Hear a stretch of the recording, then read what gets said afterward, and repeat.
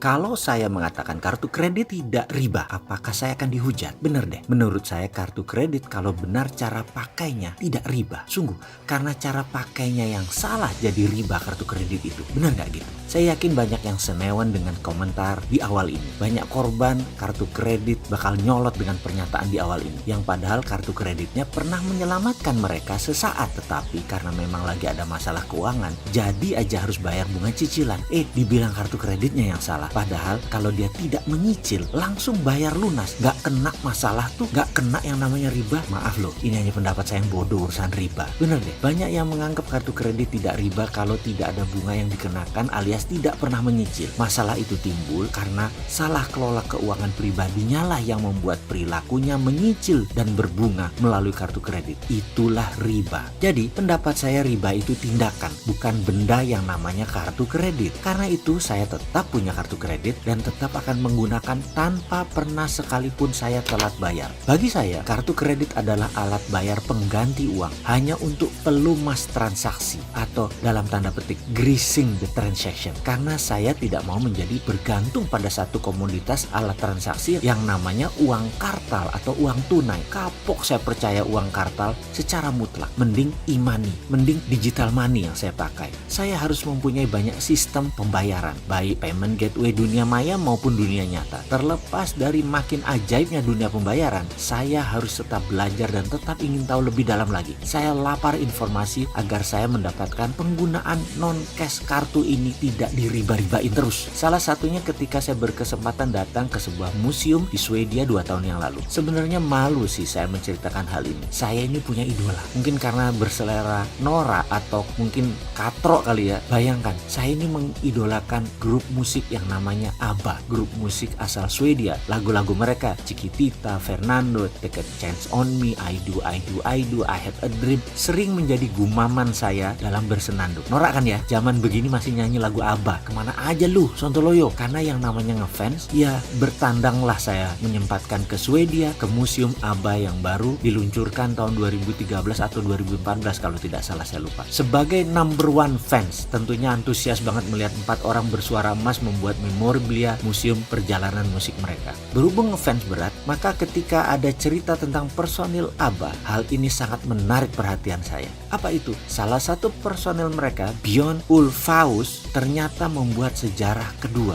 Setelah menduniakan ABBA, dia membuat hampir seluruh Swedia tidak memakai uang tunai lagi. Personil ABBA ini membuat sejarah lagi sebagai pelopor cashless revolution. Ceritanya, suatu hari putra Björn di apartemennya di Stockholm kemalingan sampai 2 kali dalam setahun. Peristiwa ini sangat membekas di hati Björn dan mulai berpikir bagaimana kalau seandainya dunia tidak ada uang tunai atau cashless. Pasti si pencuri tidak bisa menjual barang curiannya karena semua dengan mudah terdata. Sejak saat itu dia mulai menulis di blognya dan menulis di banyak artikel. Salah satunya dibahas adalah bagaimana tindakan kriminal ternyata semua berujung pada uang atau uang yang untraceable cash, uang yang tidak bisa diurut lagi, uang yang tidak ketahuan pemiliknya. Jika ada digital record atau catatan digital untuk setiap transaksi, perampokan, fraud, penipuan keuangan, dan koruptor di dunia ini akan tamat, akan berakhir. Sebagai sebuah komitmen pada dirinya sejak 2011 dia berhenti menggunakan uang tunai. Semua digital, semua card, semua cashless, dan tidak pernah menggunakan tunai sejak saat itu.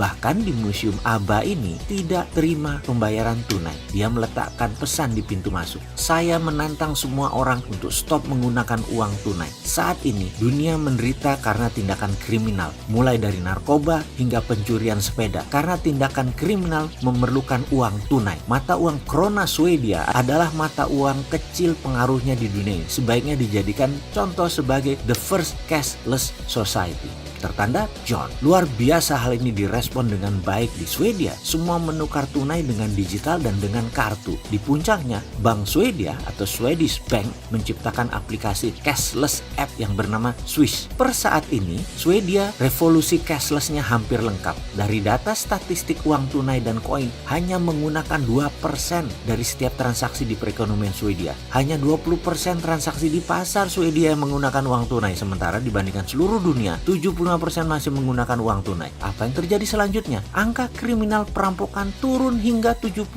di Swedia. Bahkan pembobol bank hanya terjadi satu kali, yaitu di tahun 2015 di seluruh Swedia. Ada sebuah anomali menarik di Swedia. Swedia adalah negara pertama di dunia mencetak uang di tahun 1661 dan sepertinya Swedia menjadi negara pertama juga di dunia yang stop menggunakan uang tunai. Dan kesuksesan Swedia sekarang diikuti Denmark, Norway, Finland, dan sudah tercatat hanya 6% transaksinya menggunakan tunai. Sahabat semua, saat ini kita hidup di zaman serba cepat, sangat luar biasa, baik dari kesadaran universal juga tindakannya. Salut buat Bjorn dari ABBA ini yang berhasil menyebarkan pengaruhnya, mengevolusi penggunaan uang tunai yang berhasil menurunkan kriminal hingga 70%.